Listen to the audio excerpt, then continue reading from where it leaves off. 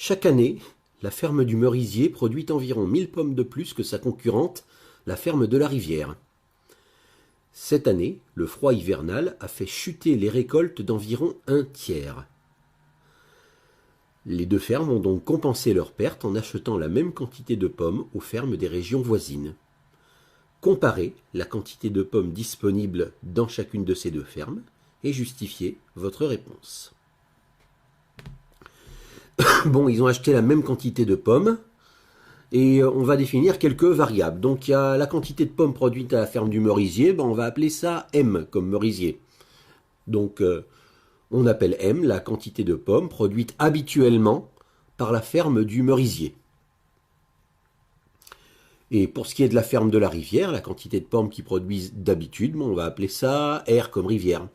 Donc on appelle R la quantité de pommes produite habituellement par la ferme de la Rivière. Alors qu'est-ce qu'on nous dit sur ces quantités M et R dans l'énoncé?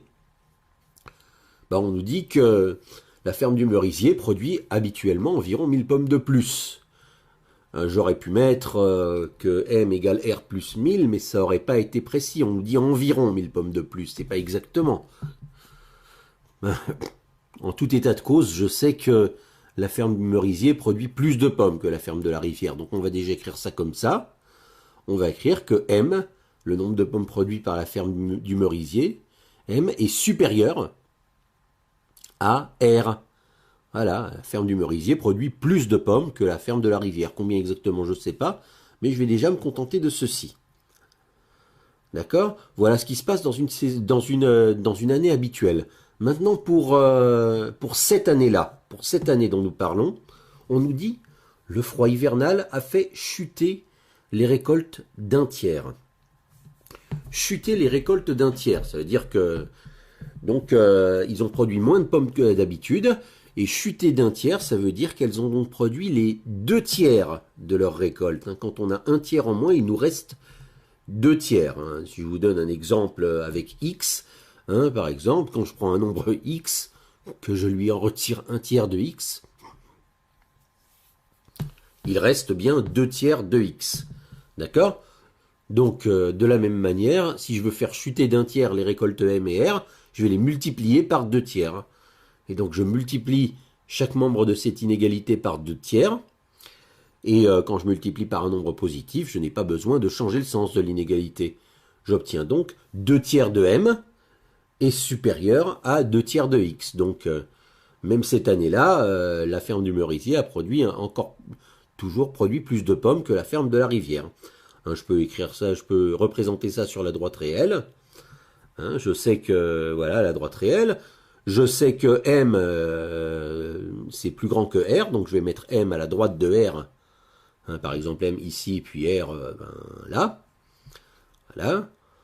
Et maintenant, si je dois représenter les 2 tiers de M, les 2 tiers de la distance entre le point 0 et le point M, ça va me placer 2 tiers de M environ, disons par ici.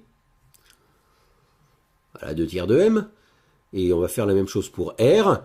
Si les 2 tiers de R, où est-ce que ça va être? Ça va être environ 2 tiers de la distance entre 0 et R, par ici.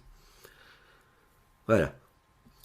Donc maintenant, voilà, on a bien représenté la situation pour cette année particulière. Qu'est-ce qu'on nous dit? On nous dit que maintenant, les deux fermes achètent des pommes. Achètent la même quantité de pommes. Cette même quantité, on va lui donner un nom, comme on a fait pour les autres quantités. On va par exemple l'appeler A. D'accord? Donc, nous écrivons, pour nous expliquer, on appelle A la quantité de pommes achetées par chacune des deux fermes.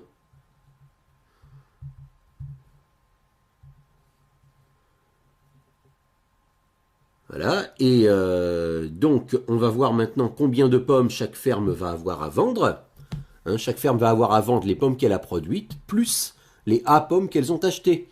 Donc je vais rajouter A aux deux membres de cette inégalité-là, et je vais avoir donc A plus 2 tiers de M est supérieur à A plus 2 tiers de R. Je ne vais pas changer le sens de l'inégalité avec une addition.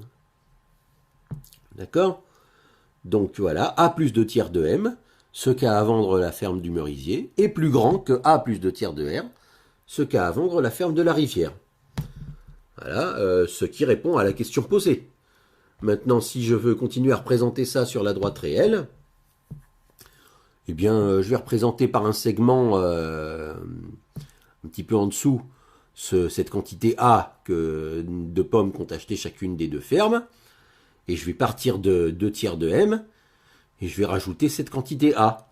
Voilà, comme ceci. Et je vais partir de 2 tiers de R et je vais aussi rajouter cette quantité A.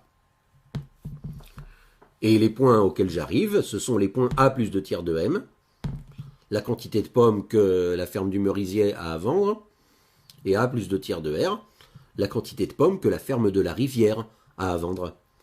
Et je m'aperçois également sur la droite réelle que la quantité de pommes que la ferme du Merisier a à vendre est supérieure, est plus grande que la quantité de pommes que la ferme de la Rivière a à vendre. Ce qui répond donc à la question posée.